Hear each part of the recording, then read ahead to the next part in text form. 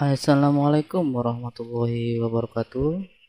Oke, di sini kita kedatangan penyakit handphone yang dimana ini tipenya Asus Z00RD. Salah ya. X00RD itu Asus Zenfone L2 ya. Oke, untuk tipe ini harus digarisbawahi memiliki dua tipe CPU. Yang pertama itu CPU-nya 8917 dan yang kedua 8937. Oke, kasusnya ini adalah di charging hanya lampu LED merah ya.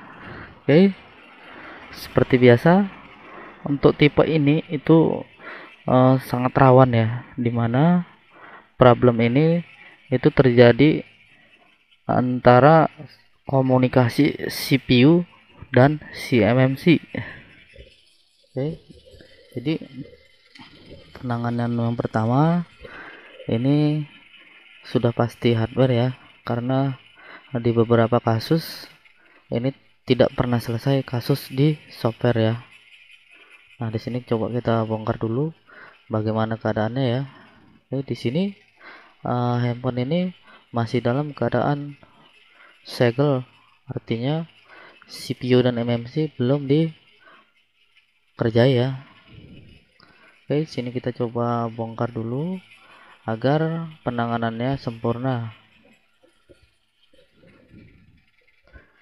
Nah, saya sarankan untuk lebih aman ya. Ini kalau menurut saya pribadi ya, pengalaman dalam mereparasi sebuah handphone itu saya pakai gunting kuku aja, karena ketika kita pakai blower ya bukannya masalah boleh atau enggak ya. Jadi di sini lebih kepada kita harus minimal mungkin itu tidak terjadi kesalahan dalam bekerja ya. Di sini coba kita buka pelan-pelan aja, karena kalengnya nggak begitu sekuat tipe lain. Jadi di sini ini kasus memang sering masuk ya, karena uh, kita nggak tahu struktur atau apa ya, karena beberapa yang masuk itu memang itu tidak dalam terbentur ya atau jatuh, tapi lebih ke setelah dipakai itu tiba-tiba langsung restart ya dan mati total. Nah, yang seperti saya bilang yang pertama, untuk SOC yang 8937 dan 8917 ini penting ketika nanti ya kita pas angkat CPU dan pemasangan MMC itu harus kita pastikan filenya, karena memang uh, untuk MMC yang berkode di luar Samsung itu untuk pemakaiannya memang sudah rata-rata ya, itu sudah di angka 30%.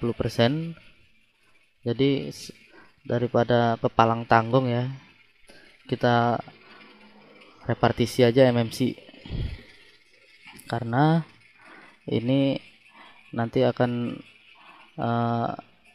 mempengaruhi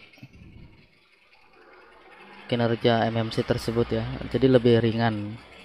Oke, karena di luar MMC Samsung itu bisa direpartisi ulang, tapi dengan catatan pemakaian jangan di atas 50% ya.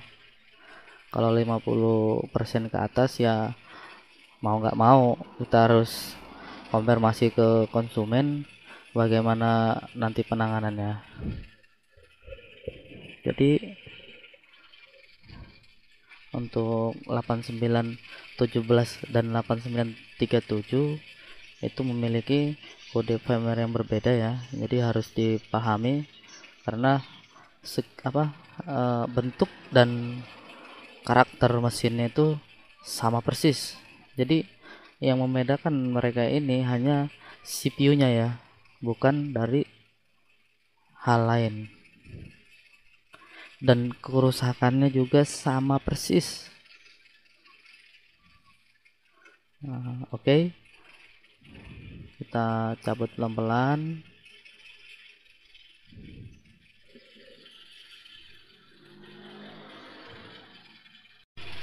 Oke. Setelah kaleng dilepas, kita cabut si MMC satu persatu ya, jangan langsung CPU karena kita nggak bisa potong jalan lah namanya, karena proses perbaikan itu memang lebih profesional, itu kita cabut satu persatu. Nah, boleh langsung kita hajar CPU memang, cuman karena dia juga kena imbas panas, nanti lebih baik kita cabut dan kita ganti nanti timahnya ya. Nah, di sini proses pencabutan si MMC sudah selesai. Sekarang kita coba cabut CPU. Oke. Nah, ketika semua udah lepas, beginilah penampakannya ya. Kerumitan sebuah CPU dan MMC itu terlihat dari berapa jumlah kakinya ya. Oke. Nah, sekarang kita cetak si MMC dan CPU. Usahakan jangan ada kaki yang tidak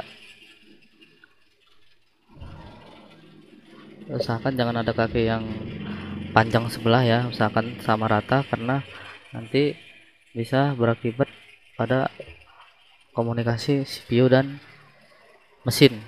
Oke. Untuk cara cetak CPU kemungkinan dalam waktu dekat nanti akan kita coba praktekkan, kita tunjukkan seni kita bagaimana. Semoga teman-teman bisa pahami ya sampai sini. Oke, kita lanjut ya.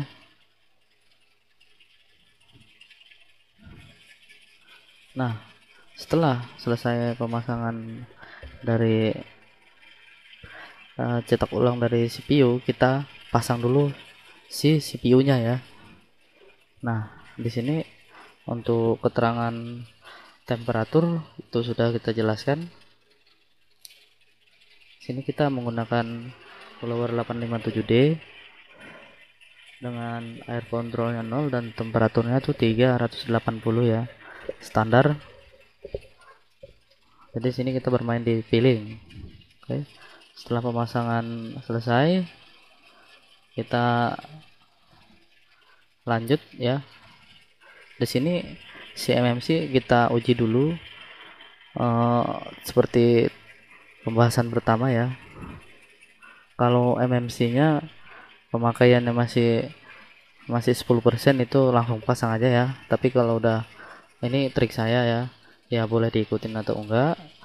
Nah, di sini si MMC pas saya identity di box MMC itu pemakaian sudah di 30% ya, 30% lebih kemungkinan ya.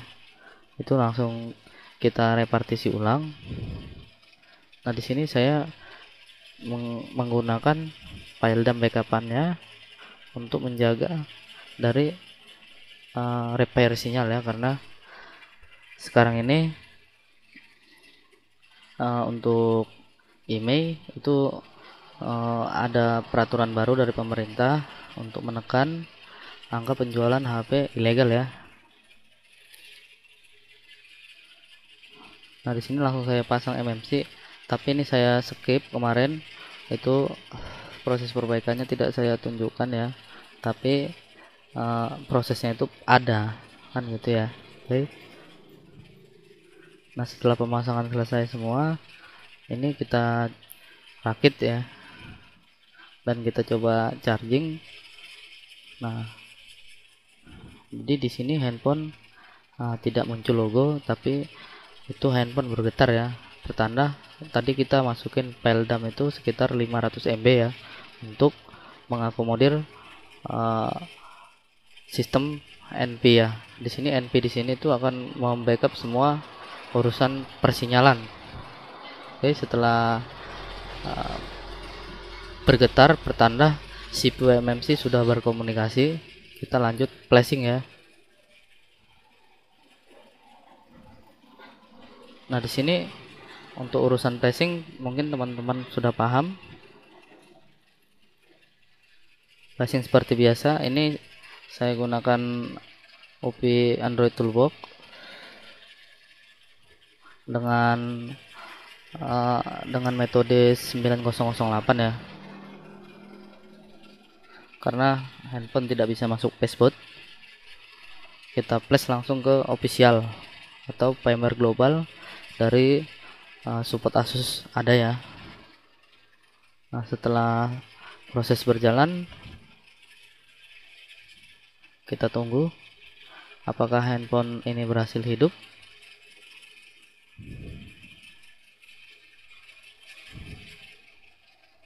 Jadi di sini jangan panik dulu ya, karena memang handphone ini, nah oke, gambar Asus sudah muncul, pertanda firmware dari global tadi sudah masuk. Oke, sekian video dari saya, semoga menambah wawasan buat teman-teman semua. Wassalamualaikum warahmatullahi wabarakatuh.